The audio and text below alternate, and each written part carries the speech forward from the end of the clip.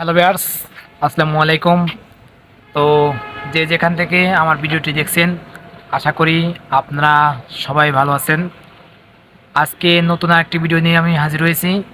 আজকের ভিডিওর টপিক হলো যে আমার এক ভাই কমেন্ট করেছেন যে ভাই, আমি জরানে যেতে চাই কিন্তু আমরা স্বামী স্ত্রী দুজনেই যেতে চাই। এরকম কোনো সুযোগ আছে কি না যে স্বামী স্ত্রী একসাথে কাজ করব, থাকা খাওয়ার? সেই প্রেক্ষাপটে এই ভিডিওটি করা।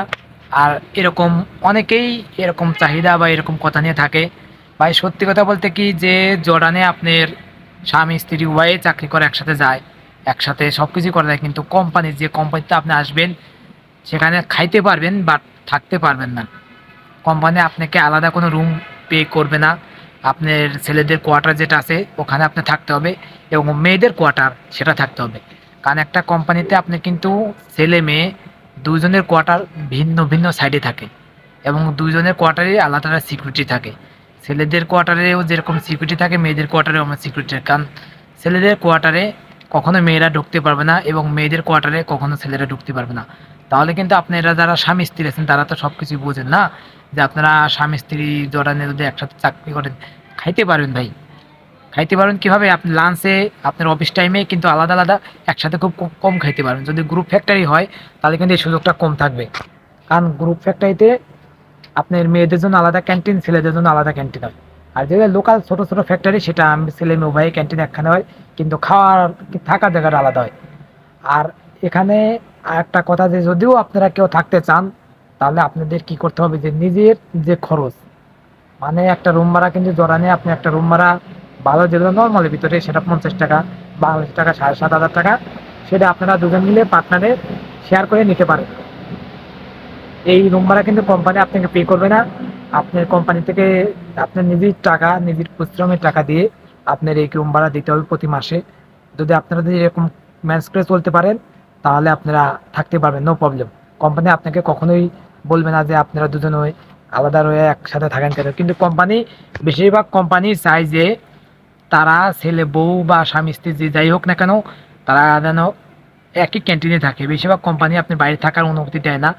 যত যাই কিছু করেন আপনার রেগুলার যে 10টা 11টার একটা টাইম নির্দিষ্ট থাকে, সেই নির্দিষ্ট টাইমের ভিতরে আপনার যে হাউসে ছেলে মোবাইল ঢুকতে হবে।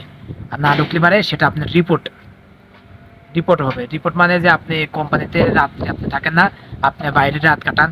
হতে পারে আপনি যে কোনো কাজ বা যে কোনো কিছু করেন, এতে আপনার ভিসা ক্যান্সেল হয়ে যাওয়ার সম্ভাবনা আছে, এবং আপনার দেশে ফেরত দিতে পারে এরকম কোনো সম্ভাবনা আছে।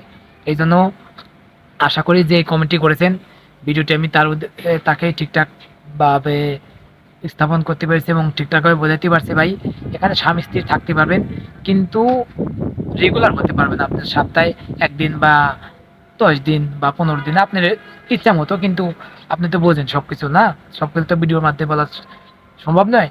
এরকমভাবে আপনারা থাকতে পারবেন একটা রুম নিয়ে, কিন্তু ওই রেগুলার যে টাইমটা আপনার অফিসে যে টাইম, আপনার খাওয়া দাওয়া যে টাইম, অফিসে হাউসে যে টাইম, ওই টাইমে আপনার হাউসেই থাকতে হবে।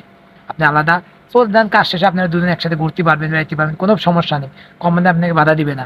কিন্তু নির্দিষ্ট একটা টাইমের ভিতরে আপনার হাউসে ঢুকতে হবে, দুজনে আলাদা আলাদা হাউসে যদি না ঢোকেন তাহলে কোম্পানি আপনাকে, কোম্পানির যে রুম লিডার থাকে বা হাউস লিডার থাকে বা অফিসের যে এই রুমের দায়িত্বে থাকে, তার কাছে আপনার রিপোর্ট দেবে, এবং আপনার ভিসা বা আপনাকে ওয়ার্নিং, যে কোনো একটা ওয়ার্নিং দেবে। ওয়ার্নিং যদি না শোনেন আপনার ভিসা রিজেক্ট করে দেবে। এটাই। তো আশা করি ভিডিওটি ভালো লাগলে লাইক কমেন্ট শেয়ার পাবো। আর যারা এই ধরনের প্রশ্ন করেন তাদের আমি ঠিকঠাক উত্তর আমার মনে হয় যে দিতে পারছি। আর এরপরেও যদি কোনো কিছু জানা থাকে আপনি আমার কমেন্টও করবেন, ইনশাল্লাহ আমি নেক্সট ভিডিওতে দেওয়ার চেষ্টা করবো। ধন্যবাদ ভিউয়ার্স।